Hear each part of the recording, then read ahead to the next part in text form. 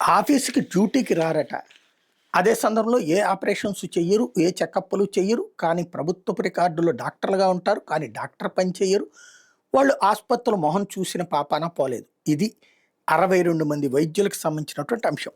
వాళ్ళందరి మీద నోటీసులతో చర్యలకు ఉపక్రమించింది రాష్ట్ర వైద్య ఆరోగ్య శాఖ. 12 మంది అసోసియేట్ ప్రొఫెసర్లు, 48 మంది అసిస్టెంట్ ప్రొఫెసర్లు, 2 ట్యూటర్లంట. వీళ్ళకి షోకాజు నోటీసులు జారీ చేశారు. అంటే వాళ్ళు ఆల్రెడీ డాక్టర్ ప్రాక్టీస్ ఎక్కడో చేసుకుంటున్నారు. ఇదొక ఆప్షన్‌గా అట్టి పెట్టుకున్నారు. దీనివల్ల పెద్ద సమస్య ఎవరికి? పేషెంట్‌కి. ఈ డాక్టర్ ఉన్నాడని రికార్డులో ఉన్నారు కాబట్టి, వాళ్ళు వేరే డాక్టర్ నియమించరు. ఆ సంబంధిత ట్రీట్మెంట్ ఈ డాక్టర్ ఇవ్వరు.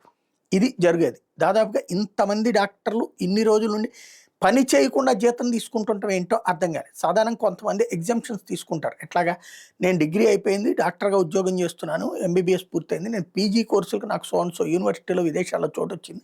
నేను అక్కడికెళ్తున్నాను కాబట్టి అప్పటిదాకా నాకు నాన్ పెయిడ్ లీవ్ అంటే నాకు జీతం ఇవ్వద్దు, సెలవుగా పరిగణించి నా ఉద్యోగం మాత్రం నేను కొనసాగిస్తానని చెప్పడం.